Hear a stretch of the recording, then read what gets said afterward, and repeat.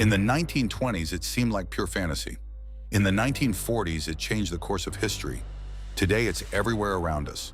This is the story of one discovery that revolutionized the global chemical industry. And it all began with ordinary potatoes in the basement of a Petersburg university. But to understand the scale of this discovery, we need to go back to 1914. The world was experiencing an automotive revolution, but there was a critical dependency. All natural rubber grew exclusively in tropical latitudes. British colonies controlled about 70% of global production. Russia annually spent a colossal sum, 15 million rubles in gold on rubber imports. To put this in perspective, a kilogram of rubber cost as much as a kilogram of silver. But an American entrepreneur named Farben proved more farsighted. He saw the commercial potential of the German invention, improved the formula, bought the rights, and in the late 30s launched production at the facilities of chemical giant Monsanto. This was a real breakthrough in the chemical industry. No longer was it necessary to use traditional glues made from animal materials. Imagine the scale of the problem. Automobiles, airplanes, artillery installations, even medical instruments, everything required rubber. And there were serious difficulties with its supply. It was precisely at this critical moment in history that a man entered the scene who would forever change the global chemical industry. 33-year-old Professor Sergei Vasilyevich Lebedev of St. Petersburg University, a graduate of the same university where Dmitry Mendeleev had studied, a student of the great Alexander Butlerov. According to colleagues' memoirs published in the journal Chemistry and Life, Lebedev declared at the Academic Council, "If nature creates rubber only in the tropics, we will create it in the laboratory using scientific methods." Colleagues met this statement with skepticism, and they had good reason. Since the 1860s, the world's best chemists, from German professors to English researchers, had tried to create synthetic rubber. The result was invariably the same: either a liquid substance unsuitable for practical use, or hard, brittle pieces good only for making soles. But Lebedev already had an important advantage. Back in 1910, he had been the first in the world to obtain synthetic rubber through polymerization of butadiene, obtaining its first grams. This was a fundamental breakthrough, proving the very possibility of such synthesis. It was precisely butadiene that he considered as the main monomer for future synthetic rubber. However, that early success was only a starting point. For industrial production, what was needed was not just rubber, but a material with specific high-performance characteristics and an efficient, accessible catalyst for its production. Lebedev continued working in the university's basement laboratory. Conditions were difficult even by the standards of those times, working with toxic substances, temperature fluctuations, high pressure. The laboratory was located in a semi-basement room without proper ventilation. Archival data confirms the professor's assistants constantly changed. They couldn't endure it. Lebedev himself, according to medical records, developed a stomach ulcer but didn't stop. Day after day, year after year, he tried to solve the main task: find that very catalyst that would allow converting butadiene into a chain of strong, elastic molecules with the right structure and properties into full-fledged synthetic rubber suitable for mass production in harsh operating conditions. 8 years of research, more than 3,000 documented attempts, and then Lebedev takes the next important step. He abandons imported raw materials. Instead of expensive foreign hydrocarbons, he decides to use what could be obtained in unlimited quantities from local resources: ethyl alcohol derived from potatoes and grain.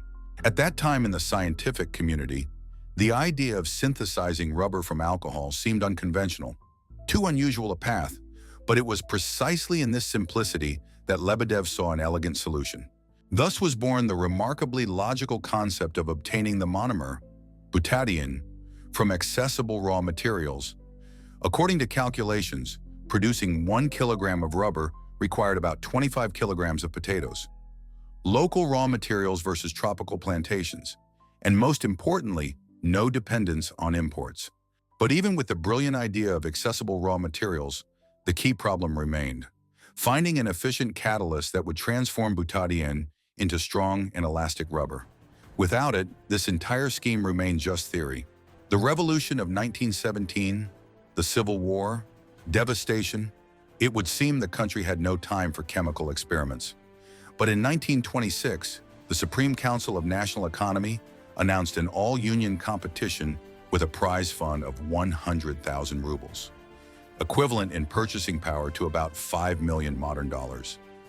The technical specification was extremely concrete: establish industrial production of synthetic rubber from domestic raw materials. The meeting took place on September 21, 1959, in the U.S. Chamber of Commerce building. The Soviet delegation was headed by Deputy Minister of Foreign Trade Nikolai Patolichev, the American delegation by Monsanto Vice President Charles Thomas. It was metallic sodium dissolved in liquid ammonia at a temperature of minus 40 degrees Celsius. The solution acquired a characteristic bright blue color, which laboratory workers dubbed the blue solution. This blue solution worked true miracles. Butadiene molecules arranged themselves into long, elastic chains with the correct spatial structure, forming a polymer with unique properties. Real rubber was obtained: strong, elastic, resistant to frost down to minus 40 degrees. According to archival documents, on July 7, 1932, the Yaroslavl synthetic rubber plant produced the first industrial batch of synthetic rubber using Lebedev's method. Workers, with their characteristic humor, called the enterprise a distillery in reverse. Alcohol went in and rubber came out. News of the breakthrough attracted the attention of the global scientific community. The German chemical concern IG Farben immediately proposed technical cooperation.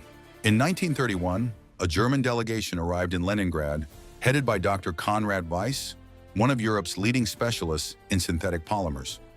The official purpose of the visit was to study possibilities for scientific cooperation. Soviet authorities, demonstrating openness, organized factory tours for the German specialists and provided rubber samples for laboratory analysis. But the main secret, the exact technology for preparing the sodium ammonia catalyst, remained classified. According to declassified documents, the German side offered significant sums for the complete technology, and the secret really lay in the finest technological details. Ordinary metallic sodium, crushed or melted, didn't produce the needed effect.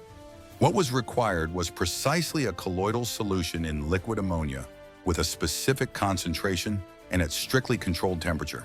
By the beginning of the Great Patriotic War, production statistics looked as follows. The USSR produced 50,000 tons of synthetic rubber per year. Germany, about 70,000 tons of its Buna rubber using alternative technology. The appearance of domestic PVA truly revolutionized many industries. In the space program, PVA was used for thermal protection coatings. The furniture industry gained the ability to produce quality plywood and particle board. In construction, PVA began being added to mortars and putties. This difference became an important technical factor during the war.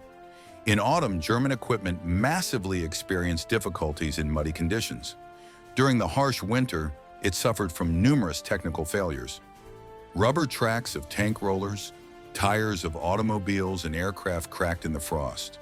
Seals lost their tightness. Soviet military equipment, T-34 tanks, Katyusha rocket launchers, Il-2 attack aircraft, Gaz-AA trucks, used rubber made from Lebedev's method rubber, which ensured reliable operation in harsh climatic conditions. Sergei Vasilyevich Lebedev died of a heart attack in 1934, 7 years before the war. But his scientific development became one of the factors that determined technical superiority in critical conditions. After 1945, the picture of global production changed dramatically. The United States during the war years deployed a large-scale synthetic rubber production program, increasing output to 800,000 tons per year, 16 times more than the Soviet level. However, Lebedev's technology retained unique competitive advantages in the areas of frost resistance and chemical resistance. The USSR continued using the sodium ammonia method for producing special grades of rubber until the 1960s. And the principle of polymerization using colloidal sodium catalyst still finds application in modern chemical industry for obtaining especially strong and heat-resistant polymers.